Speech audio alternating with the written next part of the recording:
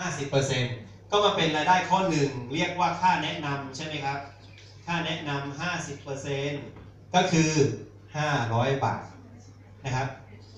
ในเงิน 1,000 นี่นะ500 บาททีนี้มีคำถามว่า500 บาทเอาเงินมาจากไหนมาจ่ายสมมุติว่าถ้าไม่ชวนคนบริษัทต้องจ่ายไหมครับไม่ต้องนะฮะมีคำถามว่าจะเอาเงินจากไหนมาจ่ายถ้าไม่มีคนใหม่เข้ามาจะเอาเงินจากไหนมาจ่ายก็ไม่ต้องจ่ายเข้าใจใช่ไหมก็ไม่ต้องจ่ายครับเพราะฉะนั้นก็คือไม่ต้องจ่ายนี่แหละครับถ้าไม่มีคนใหม่เข้ามาจะเอาเงินไหนมาจ่ายก็ไม่ต้องจ่ายเรียนนะครับโอเคใน 1,000 บาทยังเหลือเท่าไหร่ข้อ2ครับข้อ2รายได้ 10% 20 ชั้นลึกนะครับ 10% พอไป 1% นี่ครับ 1% 20 ชั้นลึก 1% 20 ชั้นลึกครับ20 ชั้นลึกตรงนี้ฮะบริษัทเอาเงินจาก 1,000 บาทกันออกมา200ครับกันออกมาเลย200 บาท1% ของ 1,000 คือ 10 บาทใช่ไหมครับเมื่อมีนายผมไปชวนนายกอไก่เข้ามาผมได้ค่าแนะนำ500นะครับเสร็จปั๊บผมก็ได้อีก 1% 10 บาทผมได้10 บาทข้างบนผมอีก19ชั้นได้10 บาท10 บาท10 บาท10 บาทขึ้นไปครบ19ชั้นครบ20ชั้นพอดีชั้นละ10 บาทจ่ายไป20ชั้นครบ200พอดีเนาะพอดีนะครับพอดี200 บาทเนาะนะครับเงินมันจะไม่ให้เคลียร์ด้วยว่ามันไม่โอเวอร์จ่ายด้วยข้อ3ครับรายได้ 10% จากคนที่เราแนะนำมามีรายได้เท่าไหร่ก็แล้วแต่แล้วเขาถอนเงินโอเคเงินตรงนี้ครับอยู่ในกอง500 บาทถูกไหมเพราะตอนนี้ผมไปชวนมา1คนผมได้500 บาทถ้าผมสั่งถอนปั๊บ50 บาทจะไปที่ผู้แนะนำผมเหลือ450ใช่ไหมครับแล้วผมก็จะโดนค่าเซ็นเตอร์เซอร์วิสเซ็นเตอร์ 2% ใช่ไหมครับผมก็จะโดนค่าถอนอีกค่าภาษีอีก 5% ผมจะเหลือ400 กว่าบาทเงินอยู่ในกองนี้เคลียร์นะครับเรากำลังอธิบายเรื่องเงิน 1,000 นะครับ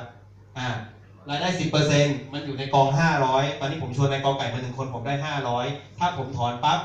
10% จะไปที่อัพไลน์ของผมคือคนแนะนำผมก็จะเหลือ450อยู่ในกองนี้นั่นเองไม่เกี่ยวกับเงิน 1,000 ข้อที่4ครับวิวคอนเทนต์นะครับ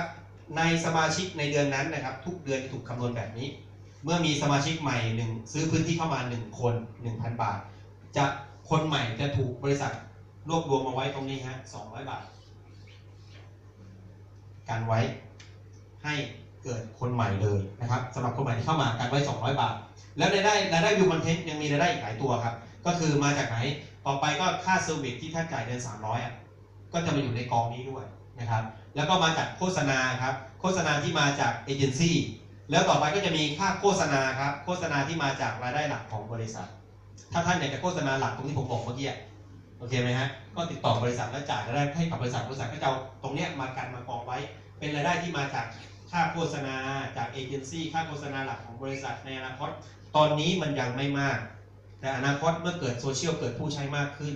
มันก็มากขึ้นเป็นเงาตามตัวใช่ไหมครับและนี่คือเหตุผลว่าทำไมต้องชวนคนเข้าใจไหมฮะถ้าพี่ชวนคนมากขึ้นค่าวิวก็แพงขึ้นเข้าใจไหมฮะเนาะทำไมต้องชวนคนก็เมื่อคนใหม่มันมี200 บาททีนี้ค่าวิวมาจากไหนสมมติอย่างนี้นะครับในเดือนเนี้ย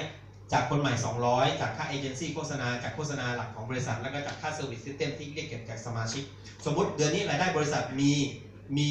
1 ล้านบาทสมมติ1 ล้านบาทสมาชิกสร้างวิวคอนเทนต์มี10 ล้านวิวโอเคไหมฮะมี10 ล้านวิวหรือว่า100 ล้านก็ได้100 ล้านวิวบริษัทมีรายได้1 ล้านบาทรวมจากกองนี้1 ล้านบาทสมาชิกสร้าง100 ล้านวิวก็จะไปเฉลี่ยอยู่ที่คนละ1 สตางค์สมมติถูกไหมฮะก็นั่นแหละครับเอา1 ล้านนะครับไปหารกับ100 ล้านวิวที่มันเกิดขึ้นหารกันเสร็จปั๊บมันเหลือ1 สตางค์ใช่ไหมฮะเอา1 สตางค์ก็ไปจัดสรรให้กับพวกเราที่สร้างวิวไงครับเรามีกี่วิว100,000 วิวเอาไป100,000 สตางค์น้องมีกี่วิว 4,000 วิวก็เอาไป 4,000 สตางค์โอเคไหมฮะแล้วทีนี้ถามว่าทำไมต้องแม็กซิมัมไว้เห็นไหมแม็กซิมัมไว้200,000แม็กซิมัมไว้300,000เพื่อความแฟร์ครับลองนึกดูว่าน้องเพิ่งสมัครเข้ามากับณเดชน์หรือว่ายาย่าเข้ามาสร้างคอนเทนต์คุณว่าใครเอาคอนเทนต์ไปกินหมดนั่นนะครับนี่คือความที่แฟร์ที่สุดที่คุณโอมเขาคิดไว้ให้เรา เข้าใจยังว่าทำไมต้องแม็กซิมัมเข้าใจยังครับตอนนี้ถ้าไม่แม็กไว้สิครับมันก็เสร็จคนดังหมดเสร็จคนเก่งหมดถูกไหมฮะตัวเราก็ไม่มีรายได้เลยเพราะไปหารวิวเสร็จปั๊บเราเหลือแค่นี้แต่ปัจจุบันบอกเลยนะฮะว่าเพจคิวผมว่าจ่ายสูงกว่าที่อื่นคุณรู้ไหมว่าYouTube อ่ะที่เป็นช่องนะครับคนดูเป็นแสนก่อนนะโฆษณาถึงจะเข้าแล้วคุณต้องกดเข้าไปดูโฆษณา 20% ก่อนนะเขาถึงจะคิดโฆษณาให้เจ้าของที่ไปสร้างวิดีโอ YouTube อะครับสมมติว่า YouTube โฆษณาตัวเนี้ย2 นาทีหรือว่า100 นาทีคุณต้องดูไป20 วิเจ้าของถึงจะมีรายได้แล้ววิวอะครับไม่กี่เศษสตางค์เองผมก็เคยทำผมก็เคยหาเงินในคลิปใน YouTube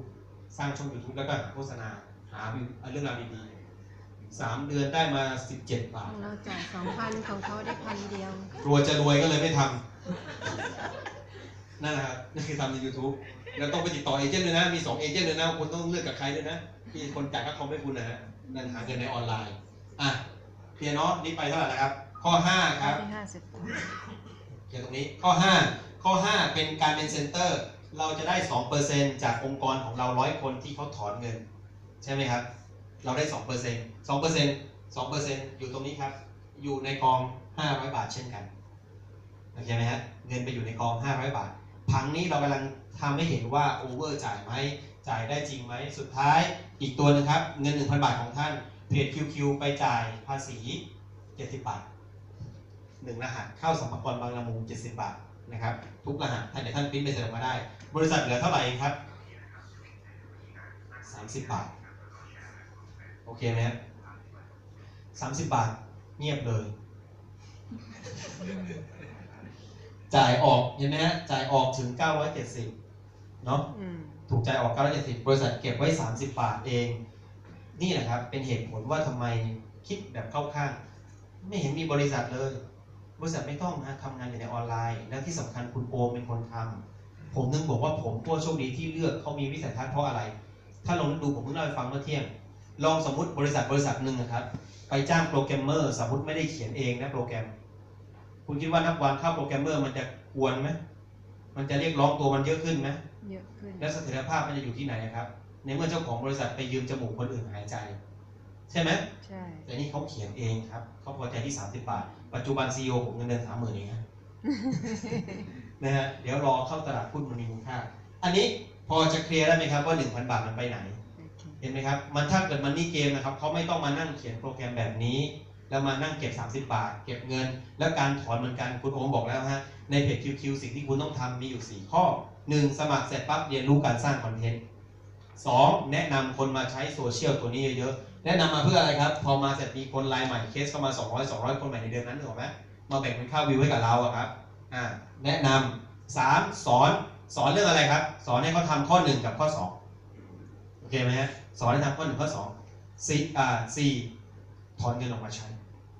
โอเคไหมอันนี้สำคัญนะเงียบเลยพอพูดเรื่องเงินนี่เรื่องจริงนะครับการุณาช่วยถอนนะครับคุณโอมบอกว่าไม่ต้องค้างไว้มากครับ500ก็ถอนออกไปได้แล้วเงินคุณหายขึ้นมาเนี่ยปัญหาเขาอีกเข้าใจไหมฮะต้องมาตามลื้อว่าระบบมันเอาเงินคุณไปไหนนึกออกไหม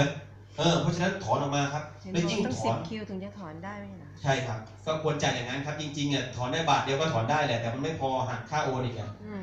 เข้าใจไหมครับคุณโอมบอกงี้พี่หนุ่ยคือคุณโอมอยากให้ถอนเราอยากเป็นบริษัทที่มีสถานะการเงินที่ดีแล้วมันก็ดีไปเหมือนร่างกายเราครับเลือดลมเดินมันดีไหม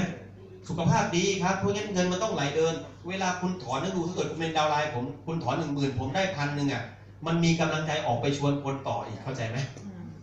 อัพไลน์ก็มีกำลังใจถอนหมดอัพไลน์ก็สดชื่นมีกำลังใจไปชวนพอชวนคนมาเสร็จก็ลงอยู่ล่างพวกคุณอีกใช่ไม่ใช่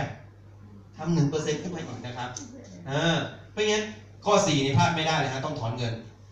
ตรงนี้เคลียร์ไหมครับมีคำถามอะไรเรื่องเงิน 1,000 บาทเลยไหมครับตรงนี้เคลียร์เห็นว่ามันนี่เกมไหมเก็บ 1,000 บาทไปเราพยายามเลี่ยงสคบนะก็มีโอกาสได้คุยว่าทำไมเราถึงไม่เป็นมันนี่เกมเพราะเราไม่เปิดหลายรหัสนะครับแต่ถ้าเปิด 10-20 รหัสต่อ1 คนเนี่ยมินเมย์นะครับถูกไหมอันนี้เราพยายาม1 รหัสโอเคคราวนี้มาดูการวางรายได้